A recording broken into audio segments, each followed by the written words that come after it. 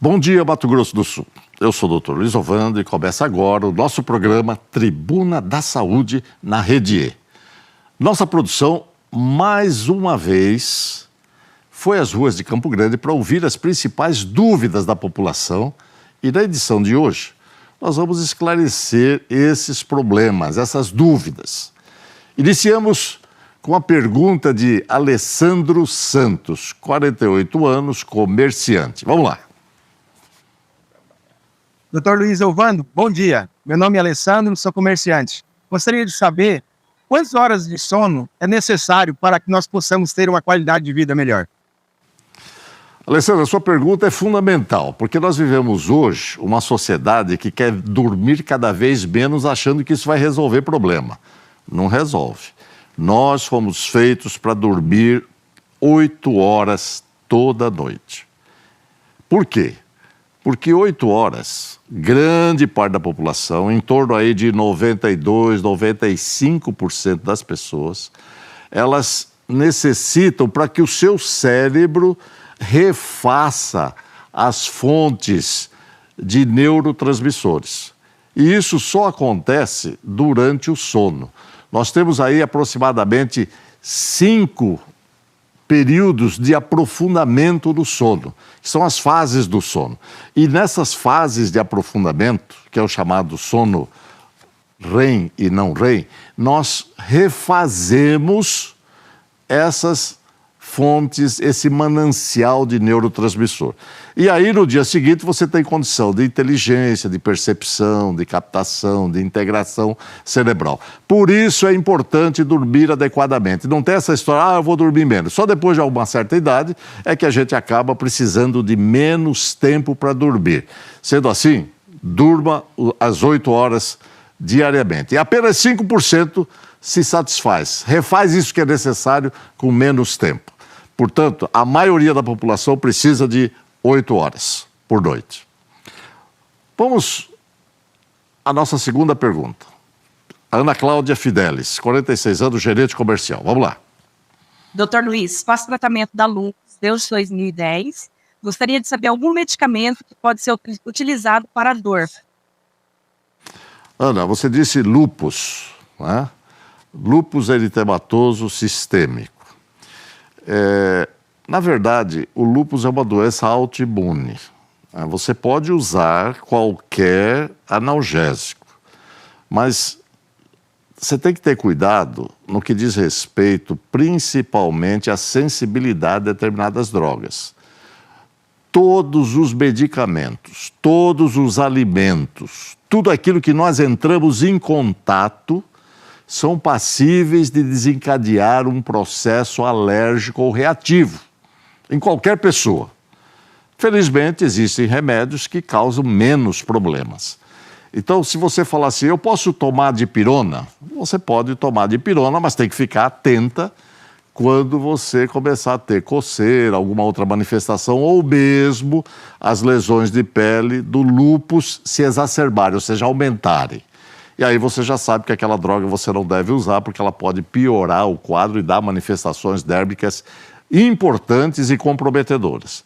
Sendo assim, seja atenta. Você pode tomar aspirina, você pode tomar dipirona, você pode tomar paracetamol, mas sempre observando qualquer manifestação de piora das manifestações dérmicas da sua pele, do lúpus, você já deve evitar aquela determinada droga. Continuando, vamos ao Cleomar Oliveira, de 70 anos, que é comerciante. Vamos lá, Cleomar. Doutor Luiz Ovando, eu gostaria de saber, meu nome é Cleomar Silva de Oliveira, eu gostaria de saber se eu, após o almoço, eu posso sair no sol, expor a minha pessoa no sol, se vai ter algum problema, ou risco de morte súbita. Cleomar, comer e sair andando não mata, a não ser que você tenha algum problema. Mas uma coisa é importante, nós temos que aprender com a natureza. Você já viu um boi comer e sair andando? Ele deita embaixo de uma árvore, né? O cavalo, da mesma forma. Então a natureza ensina pra gente. Por que isso, Cleomar? É importante, você fez uma questão, mas as pessoas precisam saber disso. quando nós comemos, nós nos alimentamos, almoço, janta, lanche, o que for, o tubo digestivo precisa de sangue para trabalhar, metabolizar, quebrar aquelas substâncias e absorver aquilo que você comeu, né? Quando você sai para caminhar, a musculatura solicita o sangue do coração. Então o coração, em vez de mandar para o intestino, ele manda para as pernas. E aí, no calor, pode ter vasodilatação tanto do intestino como das pernas, porque está em trabalho. Você teria que estar trabalhando o tubo digestivo, trabalhando também as pernas. Você diminui a quantidade de sangue e pode faltar sangue do cérebro. E aí você pode, inclusive, desmaiar.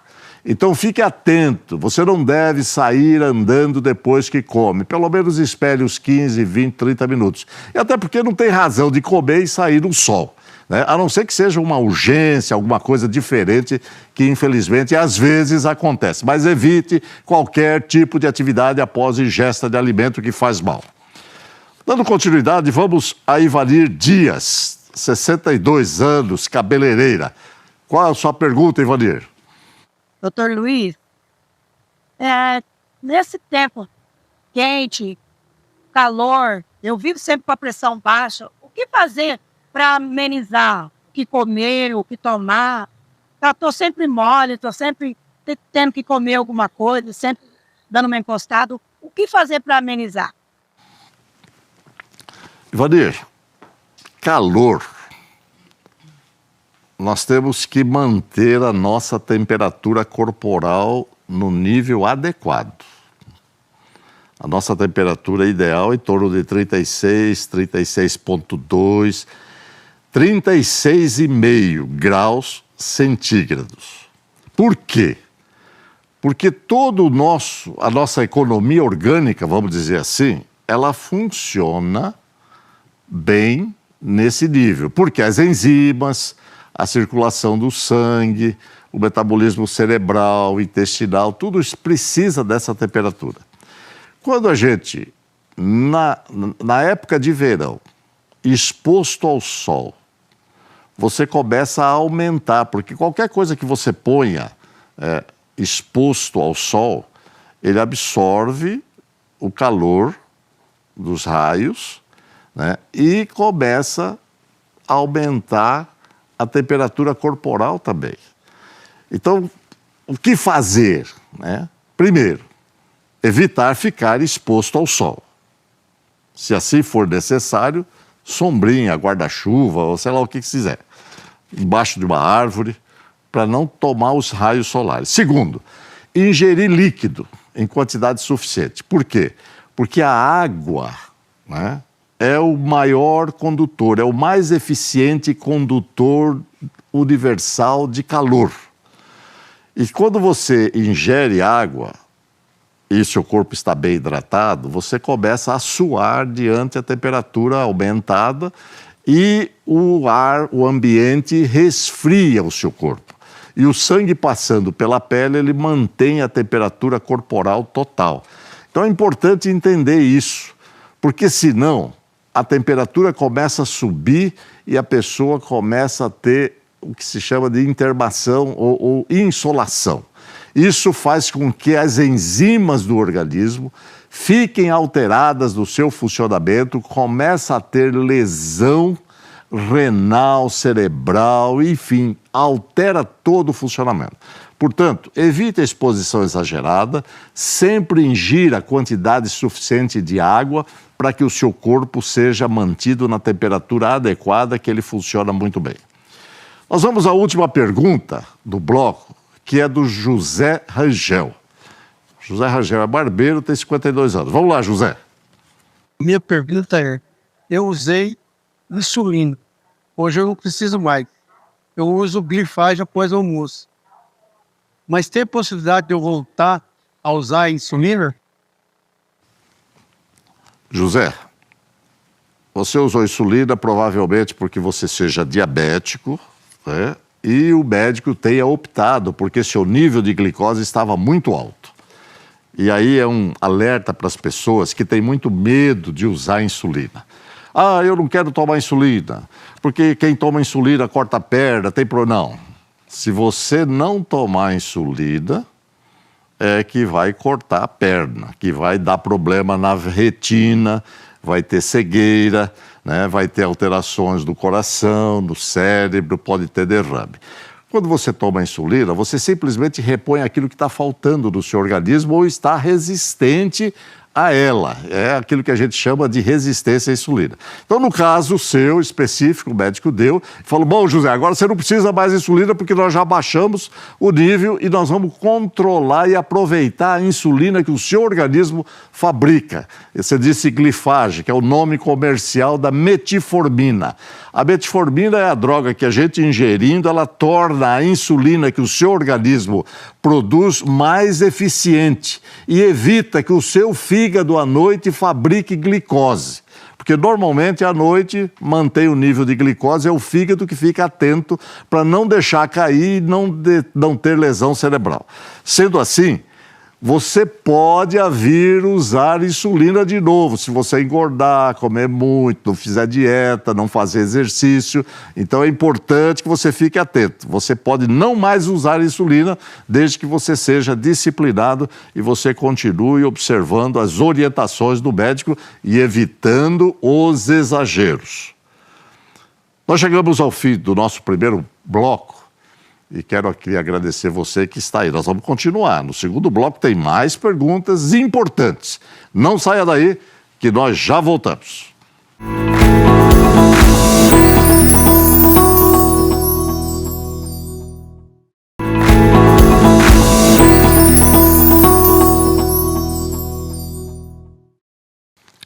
Voltamos a apresentar Tribuna da Saúde aqui na TV Educativa de Mato Grosso do Sul. Acompanhe ao vivo pelo portal da Educativa e participe pelo WhatsApp 99832 1122. No programa de hoje, nós estamos respondendo às dúvidas da população em relação a doenças e problemas de saúde, as possíveis causas e tratamentos. Você pode mandar um vídeo, né, perguntando e participando do nosso programa. Nosso WhatsApp está aqui embaixo na tela. Vamos à primeira pergunta deste bloco. Quem nos questiona é Josué Santos, 61 anos, e é jardineiro. Vamos lá, Josué. Doutor Luiz, meu nome é Josué. Qual que é o sintoma da falta de água no meu corpo? Josué quer saber qual é o sintoma da falta de água no corpo. Josué, essa sua pergunta é interessante. Quer dizer, a primeira manifestação de falta de água no corpo é boca seca, é sede, tá certo? Segundo, quando o indivíduo está muito desidratado, e aí já é uma fase bem avançada, você tem fraqueza, você tem cãibra, você tem prostração, o raciocínio fica comprometido, mas isso já é muito avançado. Então, de uma maneira geral, né, as pessoas acima de 60 anos, elas acabam tendo a pele seca. Então, a pele seca em pessoa idosa não é sinal de desidratação, mas é importante que você esteja atento. Aí, passa para a área do médico. Por exemplo, você olha a lágrima. Se o indivíduo tem pouca lágrima, a coluna de lágrima no olho está reduzida, mas aí o médico tem que ver, né? Ele está desidratado, está faltando água. E as pessoas de idade, elas têm pouca sensibilidade para perceber se precisam de água ou não, do ponto de vista de sede. Então, no calor, é importante que você tenha aí uma orientação no sentido de estar bebendo líquido, ou seja, bebe um suco, bebe água, bebe um leite, enfim, durante o dia. E fique atento para a urina. Josué, a urina é um indicador forte de que você possa estar desidratado. Se a urina está bem concentrada, bem amarela, né, ficando já meio escura, significa que você está precisando de água. Se ela está clara, você está hidratado. Esse é o mecanismo mais sério, ou seja, boca seca, sede e urina. Nós temos a outra pergunta do Manuel da Silva, 61 anos, empresário. Vamos lá, Manuel. Doutor Luiz, eu gostaria de saber se tem um tratamento para labirintite. A cada 2, 3 anos me dá uma labirintite forte, que eu dá ânsia, náusea, dá tudo, e eu não consigo parar em pé. Só depois que eu vou pro médico, aí que eu retorno. Passo uns 15 dias para ter o equilíbrio normal, voltar a andar normal. Manuel, a labirintite que as pessoas normalmente falam é um distúrbio funcional do labirinto. Então, de uma maneira geral, as pessoas dizem assim, eu estou com labirintite porque eu estou com tontura. Né? A função vestibular, que é o nome correto disso, o vestíbulo ele é formado pelos canais semicirculares, pela cóclea, né? E também pelo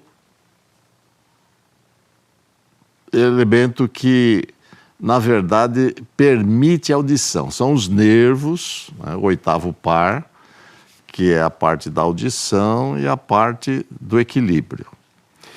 Esses canais semicirculares, eles são os responsáveis porque eles detectam, tem dentro deles um líquido um pouquinho espesso.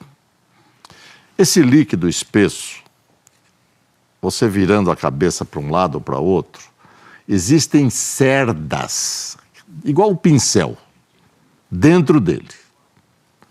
Então, quando você vira, esses canais semicirculares, tem um anterior, um lateral e um posterior, ele é responsável para informar ao cérebro, através desse líquido, essa linfa e essas cerdas, a posição da cabeça.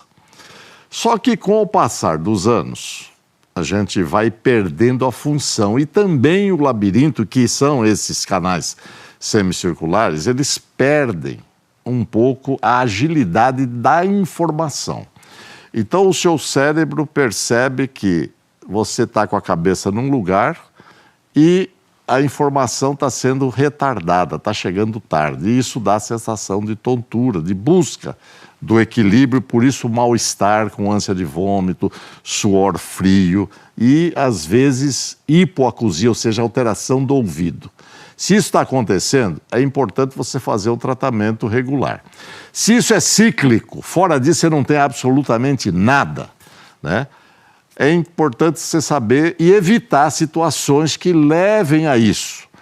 Por exemplo, desidratação, que nós comentamos na pergunta anterior, situações de tensão, estresse, controle adequado da pressão, ver de tempo em tempo o seu colesterol e triglicérides, ver a sua glicose, porque às vezes a glicose sobe, o sangue fica denso e dificulta, inclusive, essa linfa dentro do canal semicircular. Então é importante, Manuel, você estar atento para o que verdadeiramente desencadeia e evitar os estímulos que desencadeiam. Qual o estímulo? É o movimento, ficar parado na beira da calçada, vendo o carro passar, ou o trem, ou olhar para cima, ou entrar em balanço, enfim. São situações que desencadeiam, porque se for só isso, você evita essas situações. Agora, faça uma avaliação adequada dessas situações todas que eu elenquei aqui, para que você verdadeiramente possa evitar essas crises, porque elas são realmente desagradáveis. Nós temos a pergunta do Matheus Cruz, 23 anos, é vendedor. Vamos lá, Matheus. Doutor Luiz, meu nome é Matheus, eu tenho uma dúvida. Queria saber quais são os riscos que um piercing inflamável pode oferecer à saúde. Matheus, a nossa pele, ela é coberta de bactérias. São bilhões de bactérias. Não dá para imaginar. Por mais banho que você tome, não pode tomar muito banho, porque a bactéria também faz parte da proteção. Mas a bactéria que mais nós temos na pele chama-se Staphylococcus aureus. O estafilococo é uma bactéria agressiva. Então, aquelas espinhas que o jovem tem, os furúnculos, às vezes nas nádegas, nas partes mais quentes, de temperatura mais elevada, como virilha, região perineal, facilitam o aumento e a proliferação do Staphylococcus aureus. Quando você vai e faz um furo no nariz, ou na língua, ou no umbigo, ou qualquer parte do organismo, e está avermelhado, significa que a bactéria entrou ali, e quem entrou ali é o Staphylococcus aureus. Eu já vi muitos casos com artrite séptica, o indivíduo fica aleijado da coxa, porque a bactéria andou pelo organismo, e isso nós chamamos de septicemia, e se assestou na articulação coxo-femoral, ou no joelho, ou no coração, fazendo aquilo que nós chamamos de endocardite. Então, portanto, Matheus, se você está vermelho, procura o médico para tomar antibiótico, porque a gente não sabe como pode evoluir. Seu organismo pode estar muito bem e resolver o problema e não ter nenhuma complicação. Mas a sua pergunta é importante porque a gente alerta as pessoas, de uma maneira geral, que evitem esses penduricalhos, né? Essa questão de piercing, de coisa na orelha, excessos e tal, porque a pele sendo contaminada, por mais cuidado que você tenha, aquele determinado dispositivo que você coloca ali, ele pode também estar contaminado. E estando contaminado, você leva para dentro do seu organismo, que é estéril, bactérias agressivas que podem comprometer, inclusive causando meningite. Então tome cuidado, se você está assim, procure o médico para tomar um antibiótico e resolver o problema. O nosso próximo participante é Rafael da Silva, 24 anos, vendedor. Vamos lá, Rafael. Bom dia, Dr. Luiz, tudo bem? Sou o Rafael. Eu queria tirar uma dúvida referente à vasectomia. Eu queria saber se depois do procedimento, se é reversível ou não. Rafael, vasectomia é um procedimento que se faz para evitar a reprodução e é masculina. Antigamente se fazia só na mulher, que era a ligadura da trompa, né? Então, a vasectomia, ela pode ser reversível. É uma cirurgia delicada, é como se fosse uma microcirurgia, né? Ela perfeitamente é reversível, sem nenhum problema. Vamos à nossa última pergunta. Doutor Luiz, como que eu faço para combater o cansaço físico e estresse? Você pode me responder para mim? Vanderlei. Vanderlei, cansaço físico e estresse a gente combate descansando. Não tem outro jeito. É igual a questão do sono, né? Tem um pessoal aí que quer ficar sem dormir. Fica louco. E cansaço, se você não descansar, se você não dormir adequadamente, você também entra numa situação de estresse. O que é o estresse? O estresse é uma reação orgânica total na adversidade. Quando você está extremamente cansado, você precisa relaxar. E você relaxando, você consegue repor as substâncias necessárias para você refazer as suas energias, refazer as suas forças. Portanto, Vanderlei, cansou, descansa. E cada pessoa tem o seu tempo de descanso. Isso aí, vamos pegar um atleta, por exemplo. Tem atleta que ele corre de manhã ou nada de manhã e ele pode fazer o mesmo exercício à tarde porque ele já conseguiu recuperar. Mas tem atletas que precisam de 24 horas, tem atletas que precisam de 36 horas. Então, cada um tem uma característica e é importante que você saiba a sua característica. Sendo assim, descanse, durma adequadamente e se alimente com eficiência. Nós chegamos ao fim de mais um programa Tribuna da Saúde, que nós respondemos as perguntas das pessoas, as dúvidas. E quero dizer para você, siga as nossas redes sociais. @Dr. Luiz Ovando, vejo você no nosso próximo programa e aguardamos as suas manifestações de questionamento, de aprovação, de verificação daquilo que está sendo colocado em forma de conhecimento e informação. Aguardo você e vejo você no nosso próximo programa. Até lá.